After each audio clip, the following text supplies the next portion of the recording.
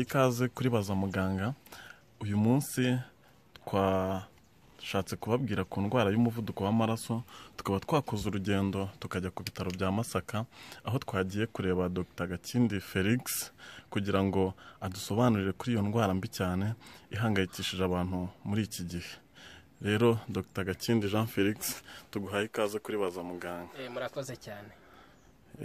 Watangira wibwira abadukurikiye? Amazina yanjye nitwa Dr. Gakindi Jean Felix, nkaba nkora kuri bitaro bya Masaka. Murakoze.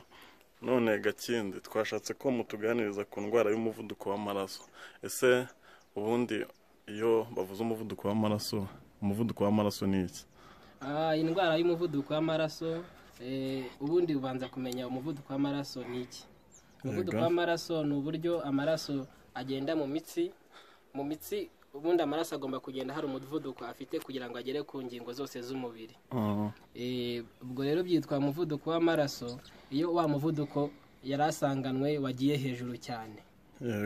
Ubundi ubusanzwe umuntu agira umuvuduko w'amaraso, ku bipimo byacu tuba dufite 120/80.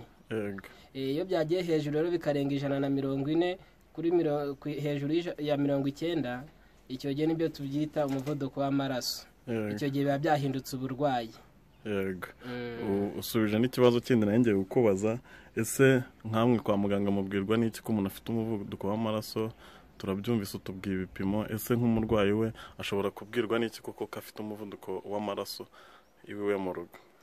Umuvuduko w'amaraso umurwayi ashobora kuba awufite atabizi ko awufite, bikaba biri aho bicecetse nta kimenyetso na kimwe agaragaza. Ariko hari ibindi bimenyetso ashobora kumva ukaba wakeka ko afite umuvuduko w'amaraso. Yafite umutwe umurya cyane, yumva akagira ubwoba, umutima ugatera cyane, akareba ibikezi ntabone neza, agatangira kubyimba amaguru, agatangira kuribwa mu ngingo, akumva afite ibinya byinshi. Ibyo ni ibimenyetso bishobora gutuma utekereza yuko ushobora kuba ufite umuvuduko w'amaraso. Ibyo bufite biba byiza yuko ujya kwisuzumisha kwa muganga bakakurebera. Murakoze cyane Dr. Ese ubundi uwo muvuduko w'amaraso ukomoka hehe? Ese urandura? Akenshi umuvuduko w'amaraso, ubushakashatsi bwagaragaje yuko utandura, ariko hari n'ibindi byagaragaje, ubushakashatsi bwagaragaje ko biwutera cyangwa se bibongerera imbaraga.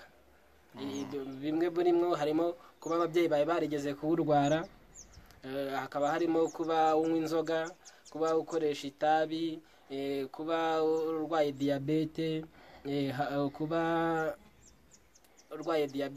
icyo ni kimwe, hakaba no kuba ufite umubyibuho ukabije. None se Dr. ubundi uwo muvuduko nk'umuntu uwufite ubundi yawurinda ate, cyangwa umuntu utarawugira yakora iki kugira ngo ntazigera arwara uwo muvuduko?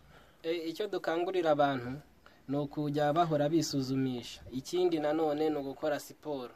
Siporo buriya ni ingenzi. Ikindi ni ukureba imirire yacu, ukirinda ibintu birimo amavuta menshi, ukirinda izo nzoga twavugaga, ukirinda n'itabi, ubundi ubuzima bukagenda neza. None Dr. umuntu uwo muvuduko ubundi ujya ukira burundu? Indwara y'umuvuduko ntabwo twavuga ngo irakira burundu, ariko iyo waramutse wamaje kubona ko uwufite, ukagurikiza inama za muganga, nawe ugakora ukubahiriza amabwiriza muganga yaguhaye uburyo bwo kubaho, ukagabanya ya mavuta, ukagabanya za nzoga, umuvuduko ujya ku murongo neza, ukabana nawo nta kibazo. Urakoze cyane. Hari akandi kabazo numvaga mfite k'amatsiko. Ese uwo muvuduko w'amaraso nk'umuntu uwufite nk'igihe kirekire, dore ko wanatubwiye yuko hari igihe umuntu awugira ntamenye ko awufite, nk'ingaruka z'igihe kirekire zishobora kuba ku muntu ufite uwo muvuduko w'amaraso ni nk'izihe? Umuvuduko w'amaraso ni uburwayi bubi cyane. Icya mbere cyo iyo wiyongereye ushobora gutuma imitsi yo mu bwonko, udutsi two mu bwonko dutoya duturika. Iyo duturitse rero nibyo mu ndimi z'ikiganga bavuga ngo ni stroke. Iyo duturitse rero umuntu aza ari muri koma, bishobora kumuviramo urupfu. Ikindi bishobora gutera uburwayi bw'umutima, bugatera uburwayi bw'umwijima, uburwayi bw'impyiko. None mwatubwira nk'ukuntu ibyo bintu bibaho, nk'ukuntu yangiza impyiko, nk'ukuntu yangiza nk'ubwo bwonko mutubwiye, cyangwa nk'ukuntu yangiza umutima, bigenda gute? Ubundi uburyo ki bigenda, ubundi imitsi yacu nyine iba ifite umwobo wagenewe kugendamo amaraso. Iyo rero hajeho bya bintu byose bishobora gutera umuvuduko, wa mwobo uragabanyuka. Iyo wa mwobo ugabanyutse bituma noneho itiyo amaraso yacagamo iba ntoya. Iyo ibaye ntoya rero hari ingingo zimwe na zimwe zitagerwaho n'amaraso. Izo ngingo rero zitangira kugira ibibazo. Iyo zitangiye kugira ibibazo ntahandi ushahura n'ibibazo by'umwijima, uhure n'ibibazo by'impyiko, uhure n'ibibazo byo ku bwonko, n'umutima utangira ubyimbe kubera amaraso adatembera neza. Icyo gihe rero nyine niho hantu utangira kugaragaza ibimenyetso bitandukanye. Murakoze cyane dogiteri kwemera kuganira na Bazamuganga. Murakoze cyane, mugize neza kutwegera ngo dusangize abanyarwanda ibijyanye n'umuvuduko w'amaraso. Murakoze cyane.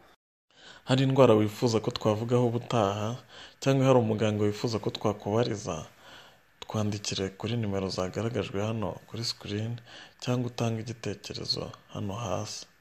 Ntiwibagirwe gukora subscribe.